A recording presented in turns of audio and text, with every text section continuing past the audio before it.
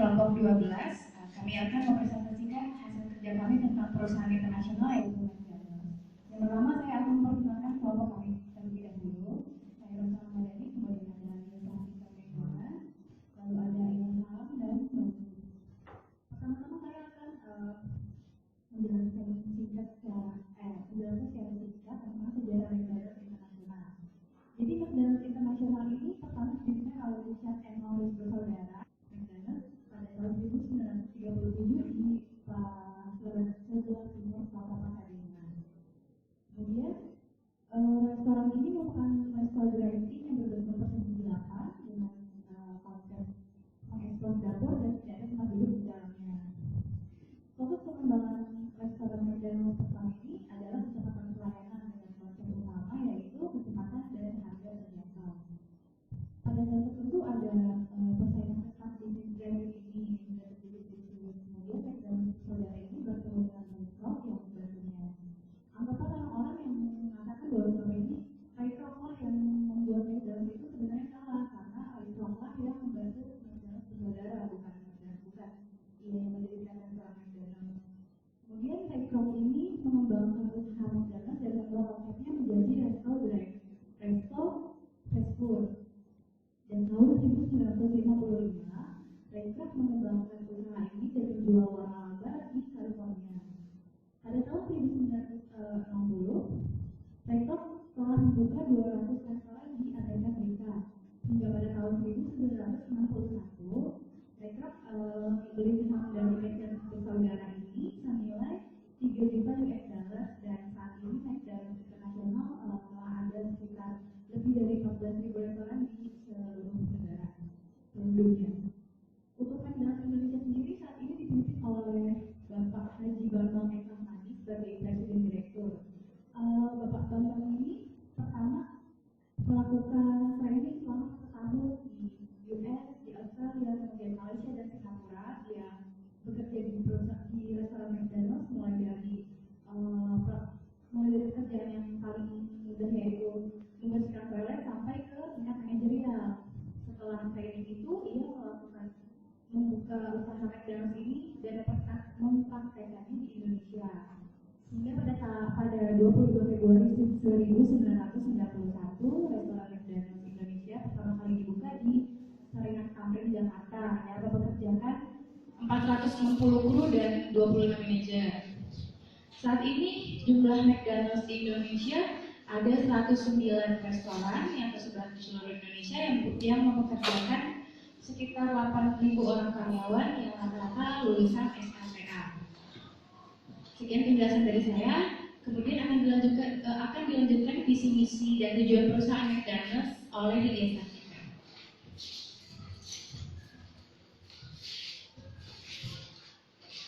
Visi misi dan tujuan dari McDonald's sendiri yaitu pertama visinya dulu yaitu menjadi restoran cepat saji yang paling berpengalaman, yang paling cepat melayani dan terbaik di seluruh dunia. Terbaik dalam arti untuk pelanggan yaitu melayani pelanggan sesuai dengan KSCMV dan pelanggan dapat menikmati produk McDonald's yang memiliki keunikan tersendiri dan McDonald's dapat membuat pelanggannya tersenyum. Untuk pemilik yaitu terbaik berarti memberikan peluang untuk mencapai kesuksesan dan mengembangkan modal. Sebagai pemilik dari bisnis ini dan menjadi rekan kerja yang memiliki kolaborasi kerjasama yang baik. Untuk karyawan itu menjadi terbaik berarti memberikan peluang untuk kompensasi kerja yang baik, pengembangan dan pelatihan kerja dan pekerjaan yang berarti bagi seluruh karyawan. Untuk pemegang saham menjadi terbaik berarti berkembang dengan keuntungan yang paling baik dan paling besar pada industri. Untuk misi dari McDonald's yaitu baik McDonald's internasional maupun McDonald's Indonesia yaitu memahami misi bagaimana untuk mewujudkan visi tersebut supaya menjadi kenyataan pada restoran McDonald's. Tujuan dari perusahaan yaitu suatu sistem yang mampu menyediakan jasa, makanan di dunia dengan lebih dari 50.000 restoran. Yang kedua, brand McDonald menyentuh siapa saja, di mana saja pada saat kita melakukan transaksi. Yang ketiga, McDonald sebagai tempat yang terbaik untuk setiap orang yang ada di dunia. Yang keempat, restoran di mana setiap pelanggannya tersenyum dan merasa spesial. Yang kelima, makanan yang paling baik di kelasnya, penyajiannya yang istimewa, dan menu makanannya yang beragam. Demikianlah visi, misi, dan tujuan dari perusahaan McDonald sendiri. Untuk selanjutnya akan dilanjutkan oleh teman saya, yaitu Ilham.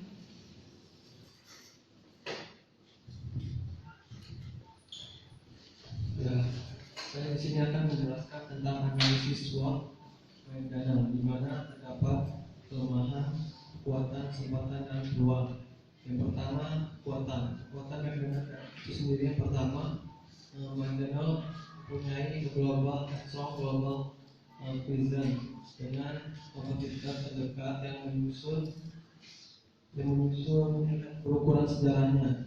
McDonald ini sendiri merupakan pemimpin pasar atau market leader, baik secara domestik maupun internasional.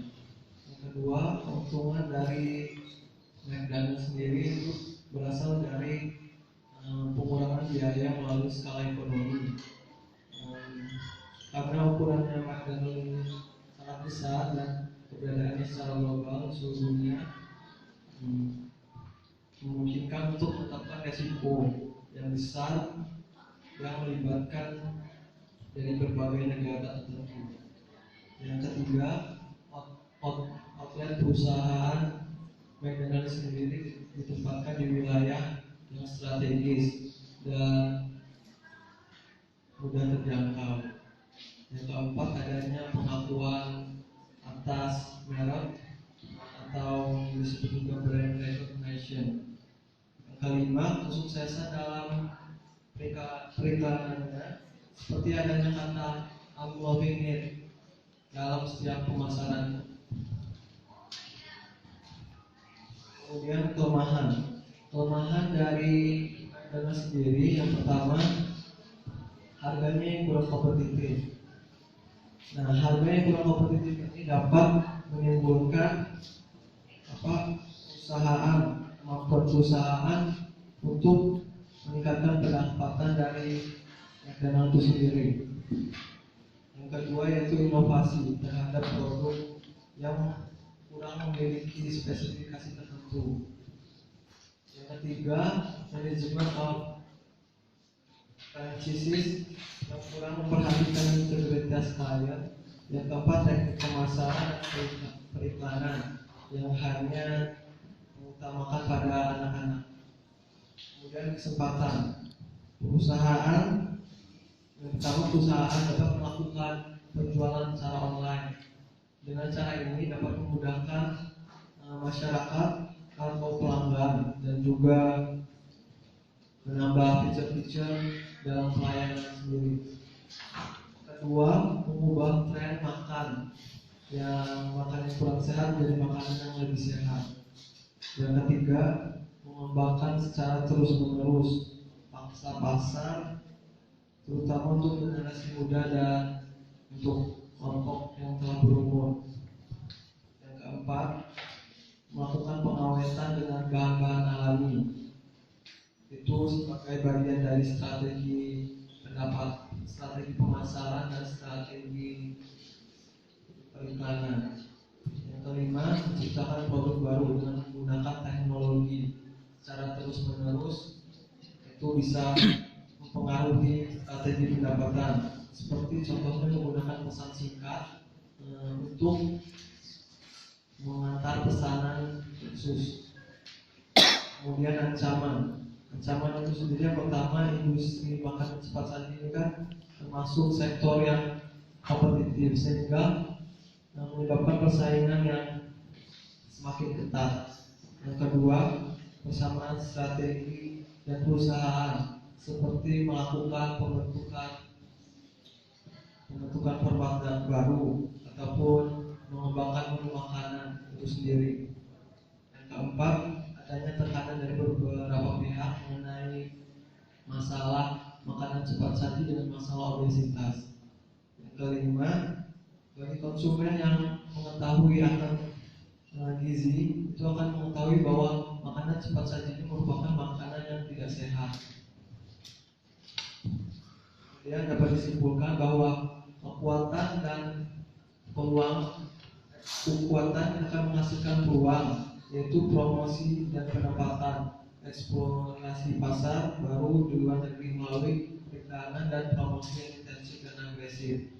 Kelemahan yang menghasilkan peluang, yang pertama yaitu merubah menu di beberapa negara dan menambahkan beberapa makanan yang dengan produk lokal, dan juga menghilangkan beberapa makanan yang tidak populer.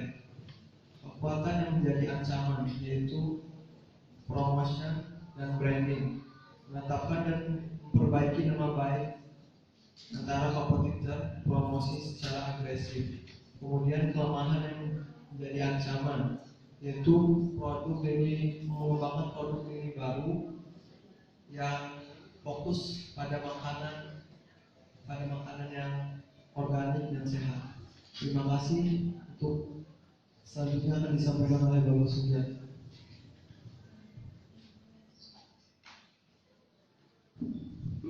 Terima kasih waktu yang telah diberikan.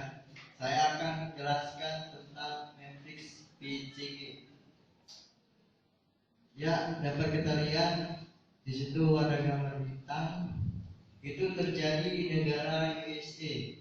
Di sini McDonald sangat mendominasi karena McDonald telah memiliki satu brand image sehingga McDonald mendominasi pasar persaingan. Misalnya itu ada gambar sapi atau Vesconya, itu terjadi di negara Asia. Di negara ini produk McDonald tidak begitu tinggi karena investasi yang kurang untuk biaya periklanannya, sehingga biaya investasi itu digunakan untuk iklan. Iklan ini dimaksudkan agar penjualan produk McDonald itu terus meningkat dan dapat meningkatkan keuntungan. Misalnya itu di negara Amerika itu ada gambar seperti anjing. Ini sangat tidak bisa menyaingi atau pesaingnya tidak bisa menyaingi kompetitor lain, karena di sini McDonald harus melakukan satu inovasi besar-besaran untuk meningkatkan penjualannya. Setelah itu seperti contohnya itu berada di negara Eropa. Sebenarnya McDonald bisa bersaing di negara ini atau di benua ini, tetapi dia harus melakukan suatu persaingan yang ketat dengan pesaingnya yang lebih maju, yang memiliki produk yang lebih kompetitif. Ya, dari itu dapat kita simpulkan bahwa dengan semakin canggih dan berkembangnya pengetahuan dan teknologi masyarakat mulai berpikir cerdas dan menuntut adanya produk yang tidak hanya menguntungkan dari harga, tetapi juga dari segi manfaat ekonomis. McDonald sebagai perusahaan yang sudah mapan harus tanggap dalam memenuhi tuntutan perubahan global, baik dari segi kompetitor maupun konsumen yang diinginkan konsumen. Syaratnya yaitu penulis kami mengingatkan perusahaan mampu berkompetisi dengan harga yang kompetitif, terus-menerus melakukan inovasi, terutama dengan melakukan penciptaan produk makanan sesuai dengan gaya hidup sehat. Ketiga itu total quality management harus dilakukan untuk kontrol kualitas terhadap pelayanan. Manfaat kemajuan teknologi seperti internet untuk meningkatkan penjualan dan memberikan kemudahan bagi pelanggan. Baik, itulah presentasi yang dapat kami lakukan. Kurang lebihnya kami mohon maaf. Mengakhiri.